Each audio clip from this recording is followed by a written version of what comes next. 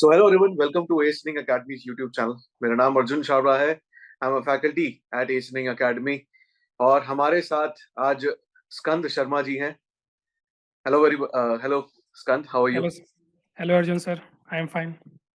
तो स्कंद शर्मा जी की all India rank 18 आई है इलेक्ट्रिकल इलेक्ट्रॉनिक्स ब्रांच से and it is a privilege for us कि आज हम आपसे बात कर रहे हैं. कैसे हो आप स्कंद? भी बहुत बढ़िया सर। कैसा रहा गेट का एक्सपीरियंस? सर बहुत अच्छा एक्सपीरियंस था और बहुत अच्छी जर्नी भी थी। बहुत ठीक है, थोड़ी दिक्कतें आती हैं, पर उससे ओवरकम करने की हिम्मत भी इसी तैयारी के थ्रू ही मिलते जाती है। तो बहुत अच्छा एक्सपीरियंस था ओवरऑल सर। कब से प्रिपेयर कर रहे हो स्कंद?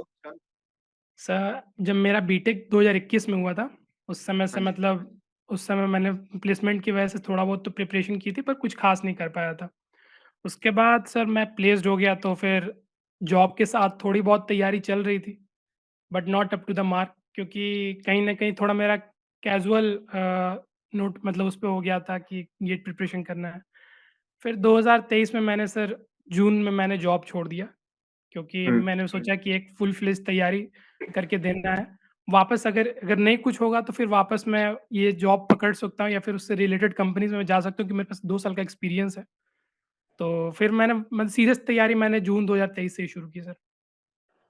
अच्छा, जून 2023 से मतलब एक साल आपने प्रिपेयर किया बढ़िया तरीके से और यस उसके सर। बाद विद इन कितने ये आठ दो महीने में आपने एग्जाम निकाल दिया? नहीं सर, बेसिक मेरे क्लियर थे ऑलमोस्ट। हम्म. ये 8 महीने मैं मैक्सिमम टाइम तो मैं बोलूँगा कि मैंने क्वेश्चन प्रैक्टिस सबसे ज़्यादा की है। हम्म. और ये 8 महीने ये थे कि मेरे थ्योरी पार्ट्स लगभग कंप्लीट थे, तो मुझे ज़्यादा मेहनत थ्योरी पे नहीं करनी पड़ी थी। तो इसलिए मेरे 8 महीने में इस तरह की रैंक आई है। तो डायरेक्टली आपने क्या सीधा प्रॉब्लम सॉल्विंग और टेस्ट सीरीज और प्रीवियस ईयर्स में आपने सीधा फोकस किया? हाँ sir, mostly focus test series और प्रीवियस ईयर क्वेश्चंस पे ही थे मैक्सिमम, इस हम्म. 8 महीने के दौरान। क्वेश्चन प्रैक्टिस जितने तरह के डीपीपी जो मुझे थे, मेरे पास थे, पहले से क्वेश्चन मटेरियल सेव थे, उन सब हम्म. से जितना क्वेश्चन प्रैक्टिस कर सका मैंने। हम्म. और टेस्ट सीरीज कब से देनी शुरू करी थी? सर मैंने एस का टेस्ट सीरीज़ अक्टूबर में लिया था। हम्म. उसके बाद सर मैंने एक एस एस का इस तरह से मैंने देना शुरू किया, जो आपके सब्जेक्ट टेस्ट होते हैं या फिर वो होते हैं। वैसे अगर मैंने रिवीजन किया कोई सब्जेक्ट का, या फिर मैंने मेरे डीपी के सारे क्वेश्चन बना लिए, तो फिर मैं सब्जेक्ट टेस्ट देता था।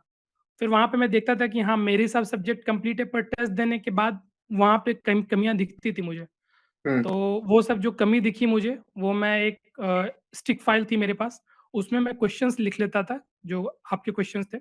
उसमें मैं ये देखता था कि अगर क्वेश्चन मुझे लैंग्वेज में फँसाया है, तो बस मैं क्वेश्चन का लिख लिख के और वो लैंग्वेज जहाँ पे मैं फँसता था उसको अंडरलाइन करता था। अगर मैं हम्म. देखता था कि हाँ, ये क्वेश्चन ट्रिकी था, मैं सोच नहीं पाया, तो उसका सॉल्यूशन भी लिखता था। और कुछ क्वेश्चन जो कि मुझे लेंदी लगता था, पर मैं लगता था कि नहीं, इसको एक, जैसे आप लोगों के सॉल्यूशन में बहुत ज़्यादा एक शॉर्ट ट्रिक होती है, तो हम्म. मैं देखता था कि हाँ, इस तरह क्वेश्चन जिसमें शॉर्ट ट्रिक बड़े आसानी से लग के बहुत जल्दी सॉल्व कर सकते हैं, तो मैं उसको भी लिखता था। तो एक एक तरह से हम्म. मेरा ये था कि टेस्ट सीरीज़ में कोई क्वेश्चन जो छूट जाए, छूटना नहीं चाहिए, कोई भी इस तरह के बढ़िया सवाल मेरे पास, उसका एक कलेक्शन होना चाहिए, ताकि मैं एग्ज़ाम से जब सब कुछ खत्म हो जाए, जब टेस्ट सीरीज़ खत्म हो जाए, तो मैं वापस रिवीज़न कर सकूँ एक क्वालिटी तरीके से। आपकी मेरे को इसमें बहुत एक अच्छी बात लगी जब आपने ये बोला कि चाहे आपका जो आंसर था वो सही आ रहा था, बट आप ये भी देखते थे कि टेस्ट सीरीज का सोल्यूशन किस तरीके से है और मेरा सोल्यूशन किस तरीके से है, और उसको आप कंपेयर करते थे कि अगर टेस्ट सीरीज में एक शॉर्टर फॉन्ट में शॉर्टर तरीके से फॉर्मेट। हुँ। आंसर दिया गया है, तो आप उसको कंपेयर करते थे कि मैं किस तरीके से कर रहा था और वहां पर किस तरीके से. हाँ वेरी सर, गुड यार. Thank very you. गुड. तो मतलब आपका बारीकी पे ज्यादा फोकस था कि आप और कैसे अपने आप को टेस्ट सीरीज में इंप्रूव कर रहे हैं.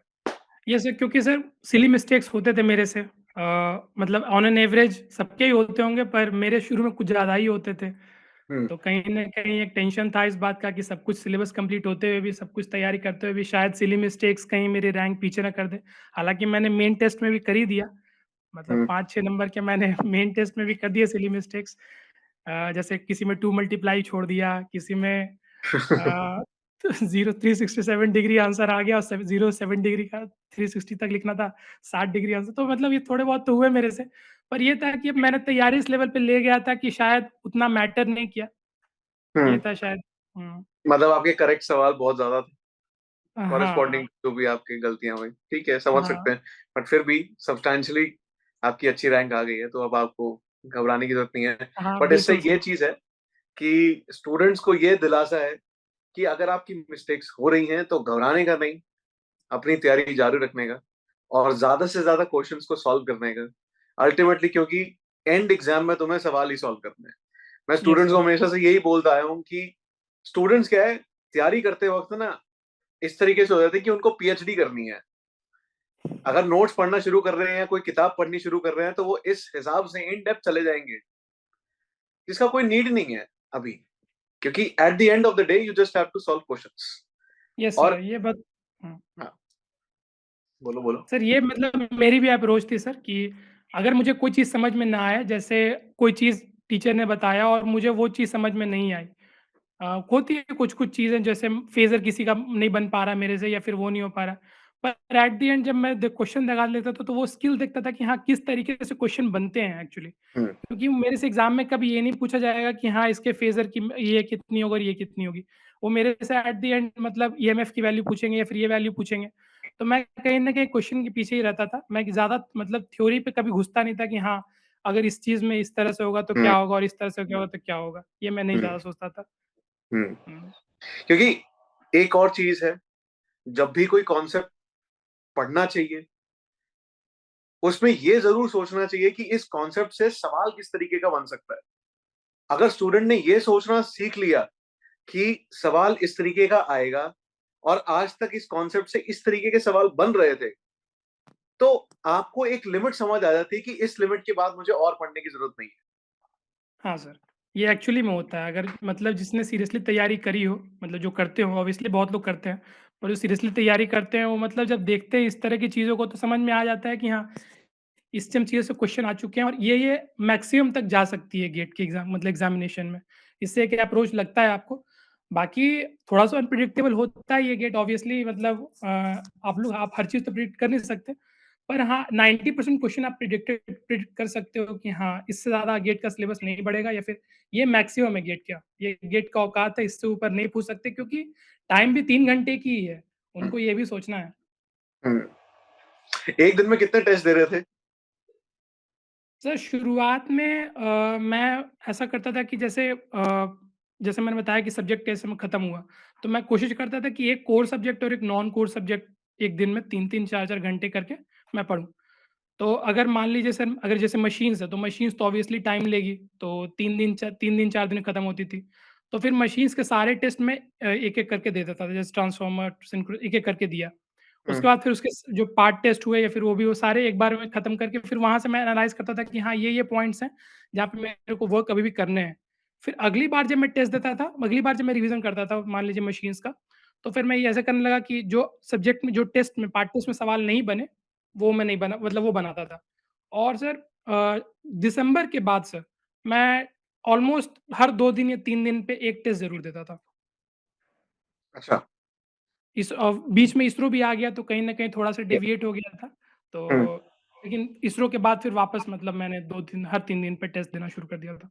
ओके, इंजीनियरिंग सर्विसेज का एग्जाम भी दिया था, यस प्रीलिम्स? सर, इसरो का दिया था। Engineering services? नहीं सर, इंजीनियरिंग का नहीं दिया था। नहीं, वो इंजीनियरिंग फॉर्म सर्विसेज। जीएस का कोई खास तैयारी नहीं था मेरे पास। अच्छा, जीएस की तैयारी नहीं थी तो इसलिए। अच्छा, ये अब इस रैंक का यूज कैसे करोगे, क्या सोचा है? सर अभी तो मतलब पर्सनली मेरा ये टारगेट रहेगा कि मैं वीएलएसआई लूँ, आईएससी बैंगलोर में। हम्म। पर उसके बाद मतलब वो उसमें इंटरव्यू बेस्ड होता है, तो कहीं न कहीं मैं जनरल हूँ तो अ, ऑल इंडिया रैंक 20 से 30 तक ही जाती है उनकी कॉलिंग तो। तो कहीं हम्म। न कहीं थोड़े स्लिम चांसेस हैं, पर उसके बाद मैं मतलब एनटीपीसी में चाहूँगा कि मेरा वो सिलेक्शन हो।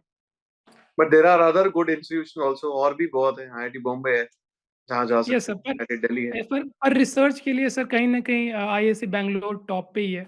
हाँ, वो तो तो है। हाँ, तो इसलिए मेरा वो टारगेट है सर। ओके, बार का एग्जामिनेशन, सर बार का। दिया था सर, वो तो सर गेट को एक तो सर टेक्निकल ऑफिसर का दिया था, उसमें इंटरव्यू दे के आया हूँ सर 29 तारीख को। हाँ। और एक सर साइंटिस्ट ऑफिसर वो तो गेट के थ्रू मैंने भर दिया था, मैंने रिटन का नहीं दिया था। अच्छा, रिटर्न नहीं दिया है, अभी तो आना है रिजल्ट। चलो, हाँ, all the best for that also. भगवान थैंक करे यू, आपको इंटरव्यू के लिए कॉल आए और आपका सिलेक्शन मार्क में भी हो, राइट। आपने थैंक यू बहुत सर। अच्छे इंसाइट्स दिए स्कंद। स्टूडेंट्स को काफी ज्यादा अच्छे तरीके से समझ आएगा कि कैसे टेस्ट सीरीज को हैंडल करना है और कैसे अपने सब्जेक्ट्स को आगे बढ़ते हुए चलना है। और एक लिमिटेशन आपने समझाने की कोशिश करेगी कि इस लिमिट से आगे नहीं बढ़ना है। हाँ सर। चलिए। मतलब आप जैसे किताबें बहुत सी हैं, आप हर हर किताब लगाने बैठोगे तो ऑब्वियसली कहीं न कहीं डेविएट कर जाओगे आप गेट के सिलेबस से। तो आपको कहीं न कहीं अपनी तैयारी को सीमित रखनी है और टू द पॉइंट रखनी है, अलाइन्ड रखनी है गेट के सिलेबस के द्वारा। चलिए, थैंक यू वेरी मच कंत, आपने बहुत अच्छे इंसाइट्स दिए। और thank you I sir. Hope कभी आपसे आगे मिलने का मौका मिले, और भगवान करे आपको वो चीज मिले जो आप इस एग्जाम से चाह रहे हो। Thank you very yes sir. Much. Thank you. Thank you. Thank you sir.